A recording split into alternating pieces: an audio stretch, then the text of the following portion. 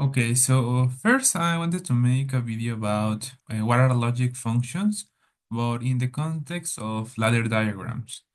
So remember that in the previous course, well, in the previous class, we started analyzing what is a ladder diagram. So remember that the ladder diagram is basically inspired by how the electrical circuits are configured. For instance, here we have an electric circuit. We have here a voltage source. No, we have a voltage here that is a DC voltage source. And we have here a switch. And this switch is connected to a motor. Okay, and this is a series electrical circuit, no? You can see here in the ladder diagram that the connection is a little bit similar, no? Because we have a switch and we have the motor.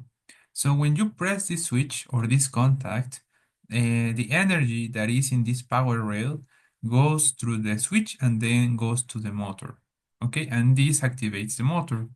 Okay, so this is like an overview of the things that we see in the previous class, no, or the things we saw in the previous class. Okay, but now I want to expand this idea a little bit into the context of logic functions. Okay, so what are logic functions?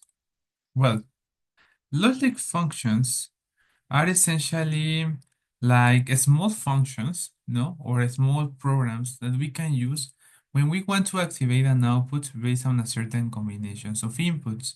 Okay, so for instance, you may need to activate certain combinations of switches in order to activate a motor or an electrical motor. So for this purpose, we have these logic functions, and the common ones are the AND, the OR, and the NOT. And I think that these are like the most important ones because at the end, the XOR, the NAND, and the NOT are like derivations of the AND or a NOT logic functions, okay? So in this case, you can combine, for instance, an OR, an AND, and an OR logic functions, and you will generate a NAND logic function, for example. So let's explain a little bit about what are these logic functions.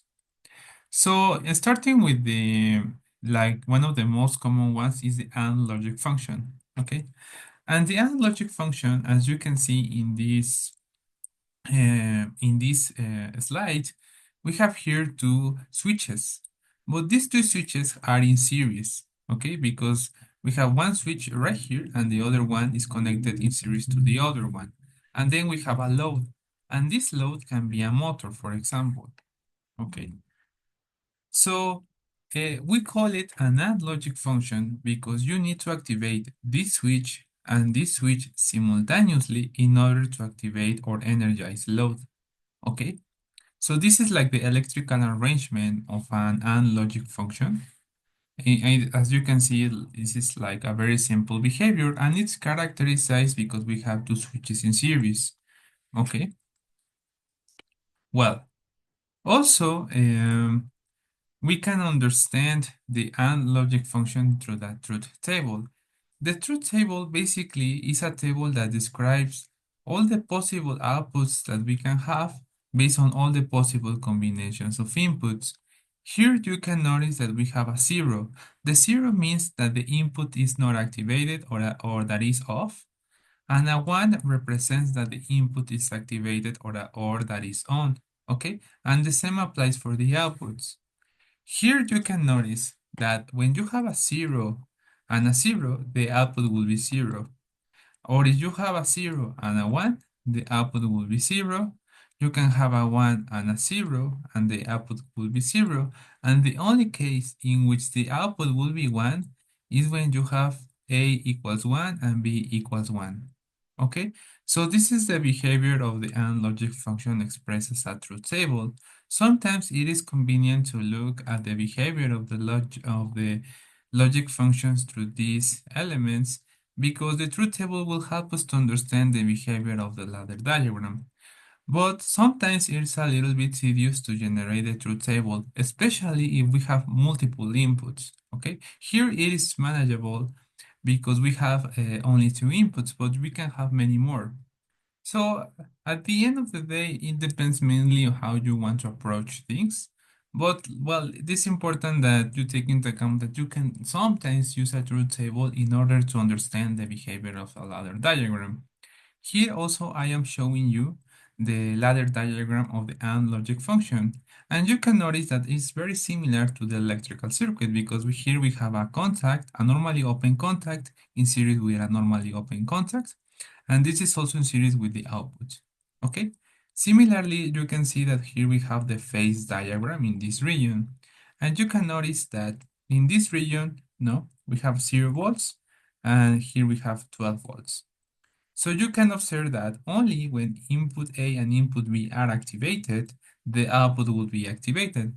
But in the other cases, the output will not be activated because we need that both inputs are activated at the same time or simultaneously, as in this region.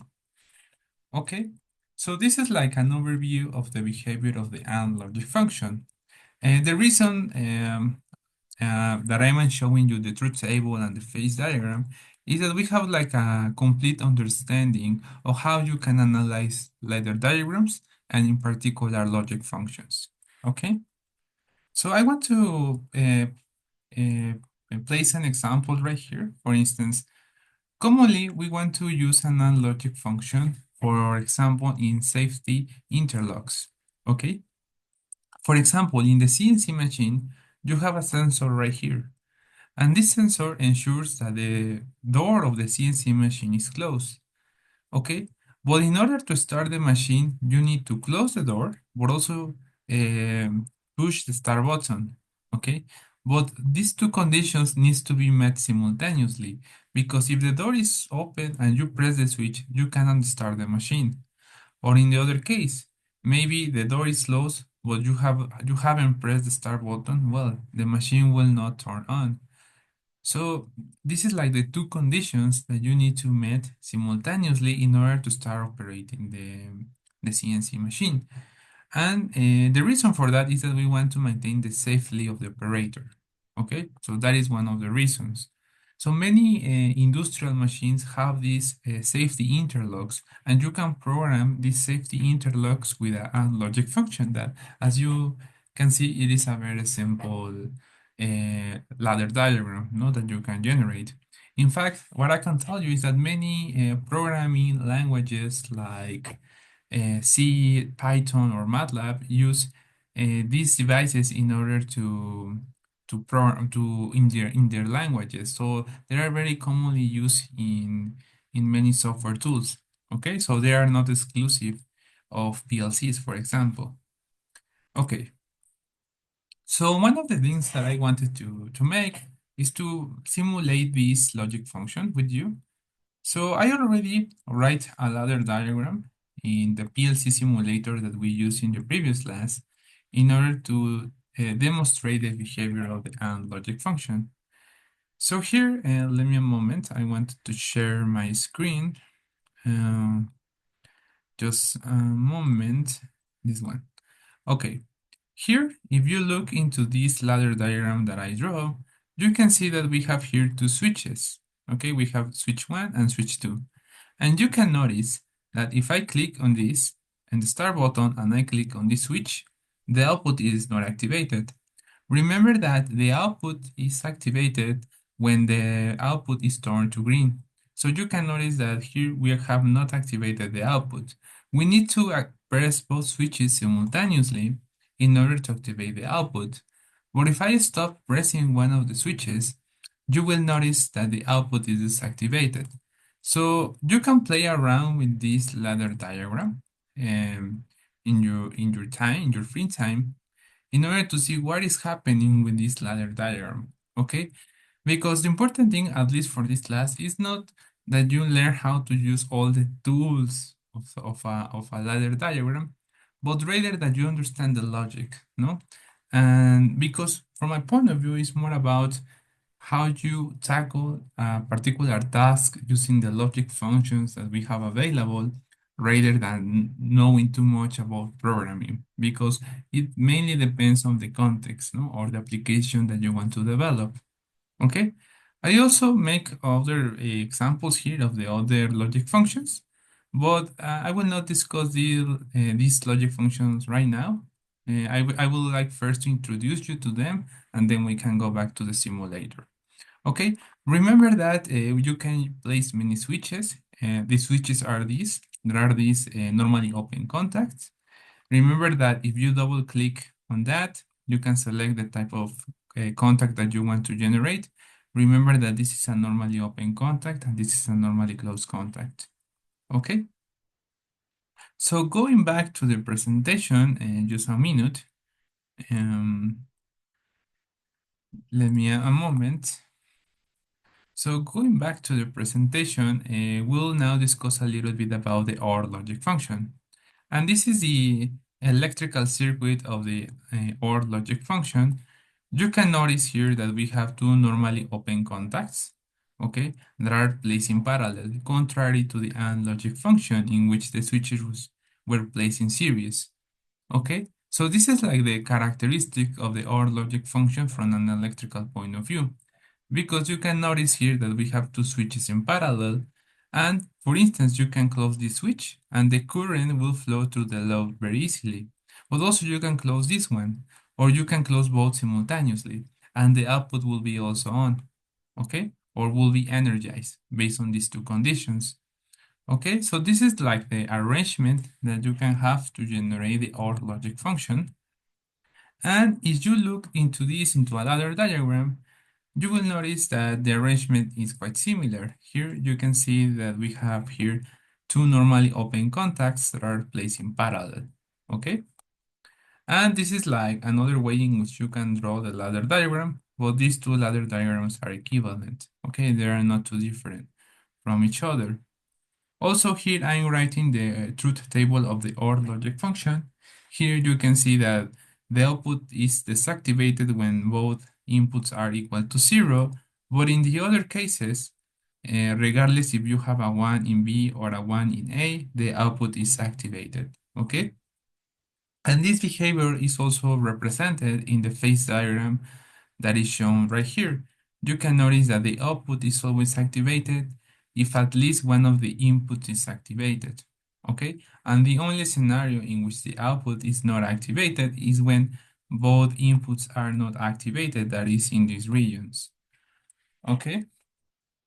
So an example of application of the OR logic function can be the following, for instance. Here we have the application of an emergency stop, okay? And an emergency stop is crucial in industrial automation to ensure the operator safety and to protect machinery.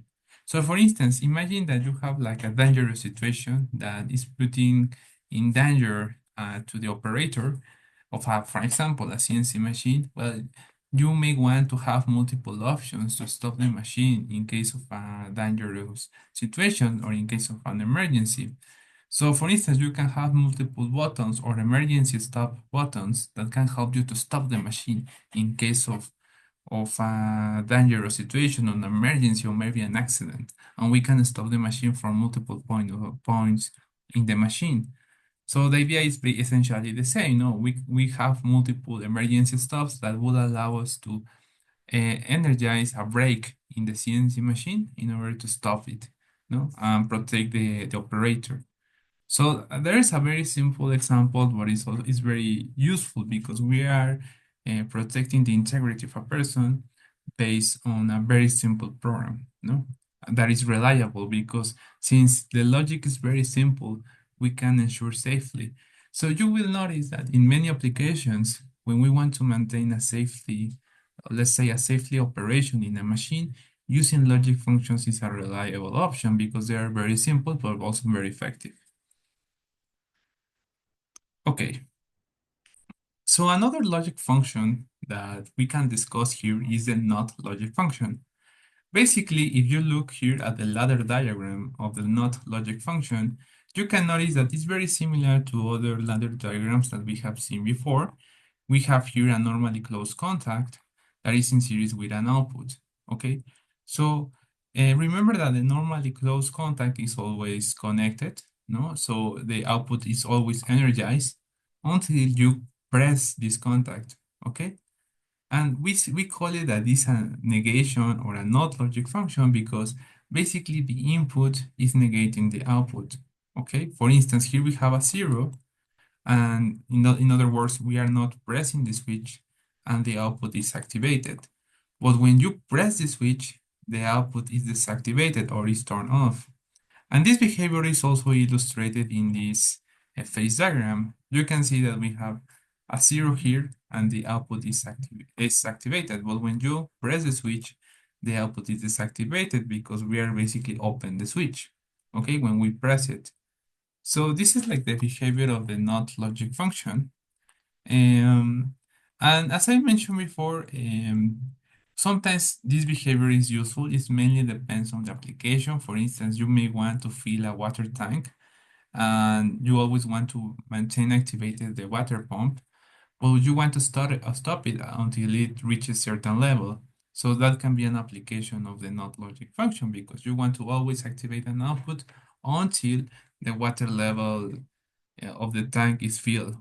Okay. So that is another application. And well, we have here also a NAND logic function.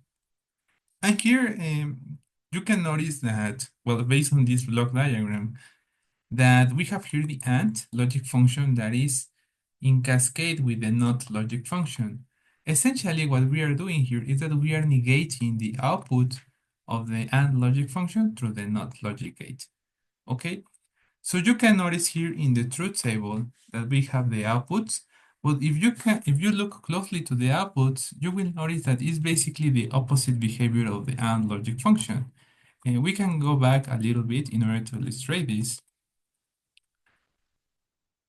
And here you can see that, well, we have a zero in all the cases except from when A and B were equal to 1, okay, and the output will be activated. But in the NAND logic function, the behavior is the opposite because we have a zero when input A and input B have a 1, but in all the cases, in all the other cases, we have a 1. Okay, so it's basically the negation of the output. Okay, that's why we call it a negate and logic gate. And you can generate this behavior in a ladder diagram by placing in parallel two normally closed contacts, like the ones that are right here. Okay. And here also you can notice that we have a normally, well, you can see the behavior in the phase diagram, and you will notice that when you when you are activating input A and input B simultaneously, the output is disactivated. But for all the other cases, the output will be turned on. Okay. So that is like a very interesting scenario that you can take into account for your analysis. So let's continue a little bit. Okay, we have also here the NOR logic function. And again, it's very similar to the AND logic function because here you have the OR gate and we are negating the output of the OR gate through the NOT logic gate. Okay, so it's basically a combination of these two. And if you look at the behavior of the NOR logic function, we are basically negating the behavior of the output. Remember that for the OR logic function, we have ones for all the cases except from when A and B were equal to 0. But in this case, you can notice that the only case in which the output is activated is when A and B are equal to 0. And in the other case, in all the other cases, the output will be 0. Okay? And you can reproduce this behavior by placing two normally closed contacts in series. Okay, like the ladder diagram that is shown right here. And you can see also in this phase diagram the same behavior described by the truth table. Here you can notice that whenever an input is activated, the output is always deactivated. You need to deactivate the output simultaneously in order to activate the output. Okay, so that is like another behavior that you can have. As I mentioned before, if you can see this, basically we are combining two logic functions into one. Okay, so sometimes it depends on the application which logic function is better, and also in the way in which you think about the problem. Okay, so one last logic function that I want to discuss, and I think this is like an interesting one, is the XOR logic gate. XOR basically refers to exclusive OR gate, okay? And that means that if we look closely to the truth table that is right here, you can see that the output is only activated when one of the inputs is activated and the other one is deactivated or has a zero, okay? And the same applies when the other one is activated and the other one is deactivated. So that's why we call it an exclusive OR gate, because only one of the inputs can have a particular behavior and the other one needs to have the opposite behavior. But if the two inputs have the same state or the same behavior, the output will be deactivated. And this applies for the zero case and also when the inputs have a one, okay? So that basically means the XOR gate. You can only have a one in the output when one of the input is zero and the other one has a one. And you can simulate the behavior of the XOR logic gate through this ladder diagram. Here you can notice that we have a normally open contact and a normally closed contact, okay? And these two normally, well, these contacts are in parallel with the same contacts. In fact, you can see that they are labeled in the same way. But in this case, in this branch, you can see that the normally open contact is now a normally closed contact and vice versa. The normally closed contact is now a normally open contact. But this behavior will allow us to reproduce this truth table. And you can notice here in the phase diagram that when you press the two, well, when you let that the input A and input B have the same state, the output is deactivated. This also applies when the two inputs are deactivated, that is in these regions, okay? The only scenario in which the output is deactivated is when you activate the input A and deactivate the other one, or you deactivate input A and activate input B, and the output will be activated, okay? So this is like the way in which you can analyze an XOR logic gate. Remember, it's exclusive, and the output only will be activated when you deactivate one input and activate the other one. Okay, so these are like all the logic functions that we have available. There are no more. In fact, you can generate very interesting ladder diagrams by combining all of these. But as I mentioned, it depends mainly on the application that you want to generate. Okay, so one other thing that I wanted to mention here is that, well, you can also have multiple outputs, okay?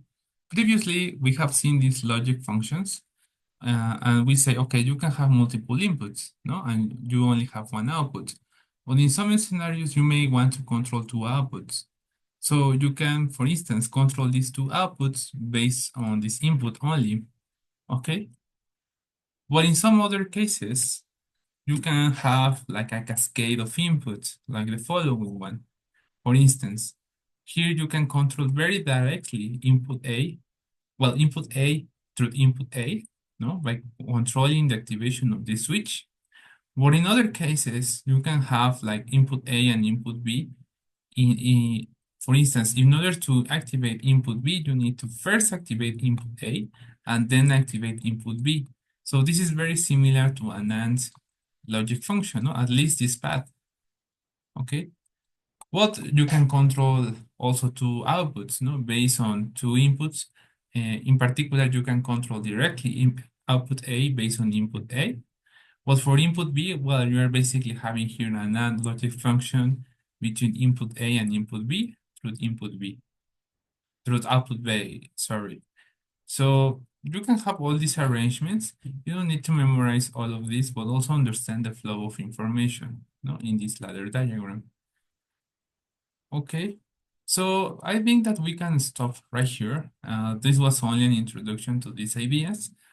And then I will try to come with a video about exercises, no? In order to understand what is, how we can analyze these ladder diagrams and how we can generate applications based on the behavior of the ladder diagram.